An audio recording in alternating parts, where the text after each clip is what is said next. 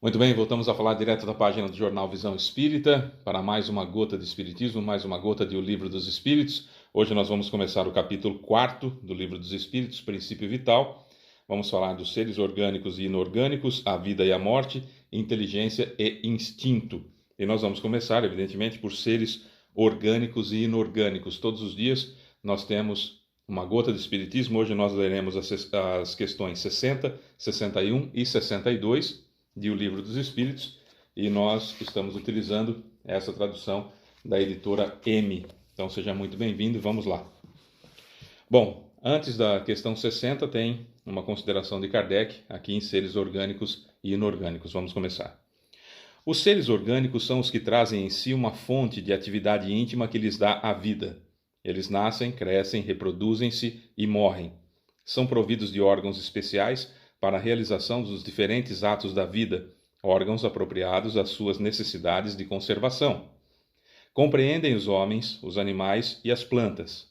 Os seres inorgânicos são todos os que não possuem vitalidade nem movimentos próprios, sendo formados pela simples agregação da matéria. Tais são os minerais, a água e o ar, etc. Bom, aqui tem um pequeno porém, que já há estudos, isso aqui foi em 1857, não podemos esquecer, mas na atualidade, estamos em 2022, já há estudos que mostrariam que no caso da água especificamente,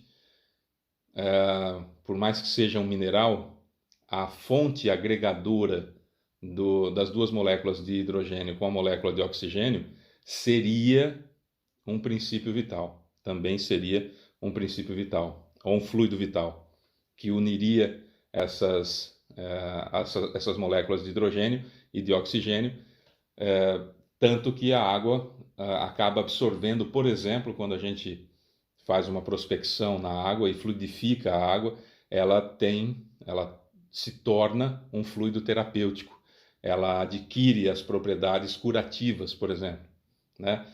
Quando a água é exposta a palavras com a intenção de amor, gratidão, obrigado, etc., palavras nobres, digamos assim, que ensejam sentimentos nobres, ela realinha os seus cristais, e esses cristais tomam formas muito belas, inclusive quando se trabalha com a palavra amor no sentido fraternal, não no amor sexual, enfim, mas no amor fraternal, ela toma um formato de cristais muito bem alinhados com algo central que se assemelha a um facho de luz, o que é muito interessante isso, mostrando que a água tem propriedades além daquelas de simples mineral, de simples agregação de matéria, que ela pode ter, ou há indícios de que tenha também fluido vital, também princípio vital. Daí a importância da água para os seres vivos da Terra, né? Estamos falando especificamente da Terra. Mas essas propriedades, inclusive da água, no que diz respeito à umidade relativa do ar nas colônias, vem já abastecida, já cunhada em alimentos, através da absorção pelo perispírito da umidade relativa do ar, se tem os nutrientes necessários para a sobrevivência desse corpo material chamado perispírito. Então, tem algumas coisinhas que a ciência já vem revelando agora e que já vão complementando o Livro dos Espíritos, o que é maravilhoso nessa doutrina espírita extraordinária, que tem a ciência sempre corroborando ou trazendo novas informações que corroboram também para a sua excelência como uma doutrina religiosa, filosófica e científica. Isso é muito interessante. Vamos lá então.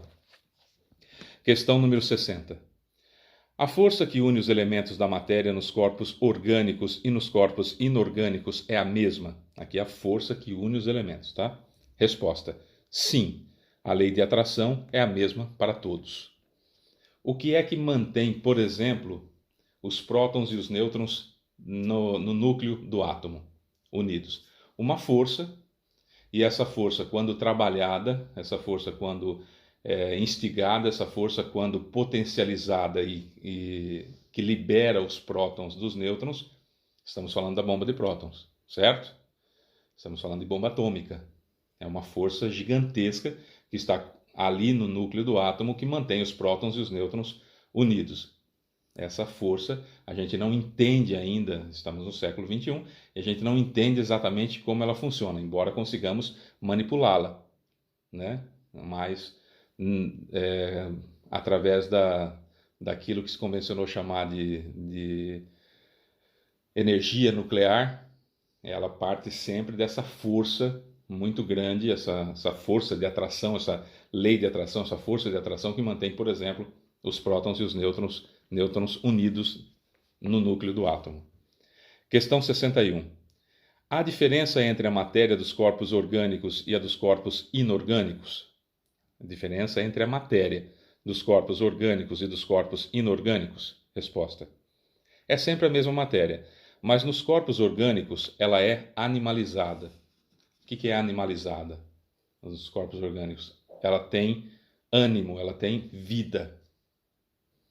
Também se usa o termo animalizado para a planta. Certo? Só para a gente entender que há uma força vital ali.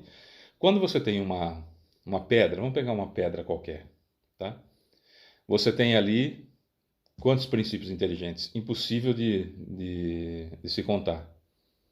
Ali tem uma infinidade de princípios inteligentes que estão junto, agregado ao fluido cósmico universal e à matéria, e que estão formando o reino mineral que a gente conhece, tá? Num determinado momento, esse princípio inteligente ele é pinçado, ele é retirado, ele é individualizado e começa então o seu estágio de crescimento, passando pelo reino vegetal, depois reino animal, depois reino nominal, certo? Bom, esse princípio inteligente, quando ele chega no reino vegetal, ele é praticamente único ali operando e tentando um movimento qualquer, tentando sobreviver, buscando sobrevida, ali ele é praticamente sozinho. Depois ele começa como que a gerenciar uma série de outros princípios inteligentes que estão agregados ainda em matérias comuns, em matérias simples. Quando eu, espírito, estou encarnado como ser humano, já como ser humano, estou encarnado, quantos princípios inteligentes existem dentro do meu corpo que já estão individualizados com matéria, com fluido vital?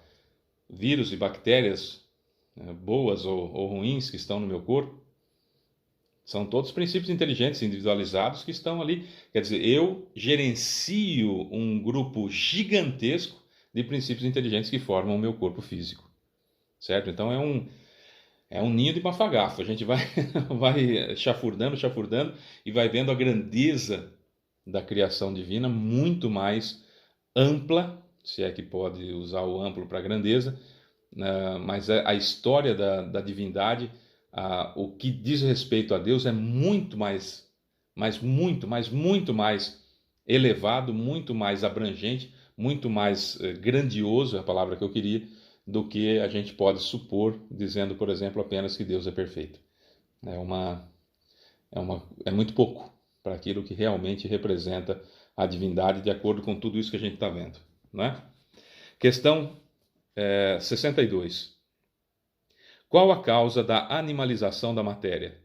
Resposta: sua união com o princípio vital. Bom, então vamos lá.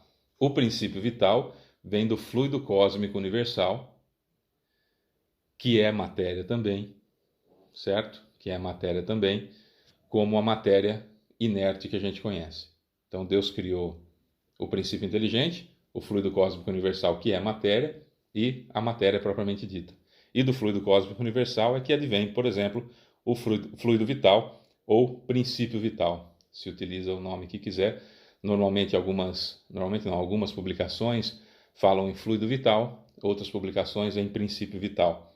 O fato é, por exemplo, só para a gente entender, a grosso modo, quando nós vamos nascer, vamos falar agora do ser humano, quando nós vamos nascer, vamos reencarnar, então nós recebemos o nosso planejamento encarnatório, dependendo da nossa evolução, nós participamos da elaboração dele, ou não.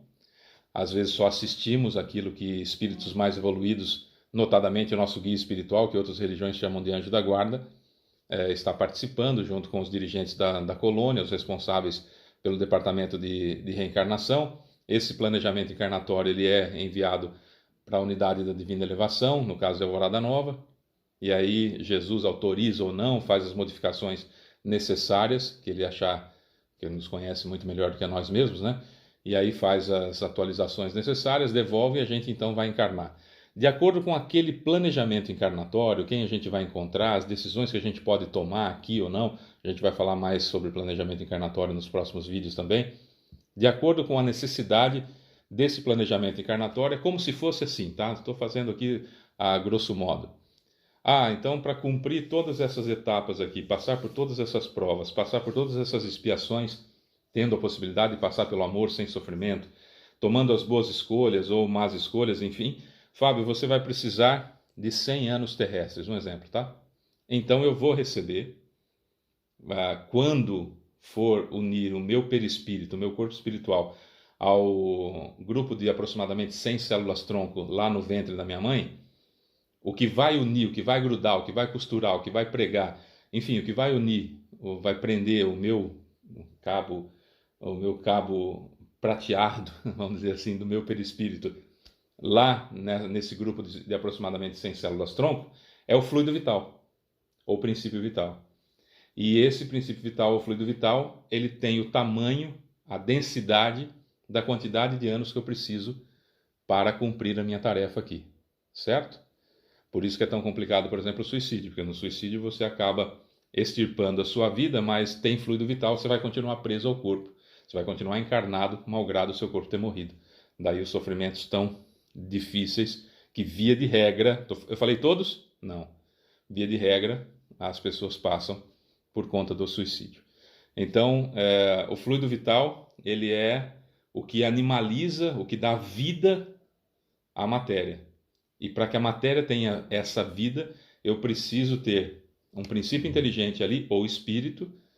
O princípio inteligente ou espírito são coisas diferentes, presos, utilizando esse fluido vital, esse princípio vital, para que a matéria seja então animada. Certo? Não vou entrar no mérito do vidro, que é uma matéria feita a partir da areia, mas que ele está em movimento, está derretendo o tempo todo e teria umas propriedades diferentes, seria um líquido não newtoniano.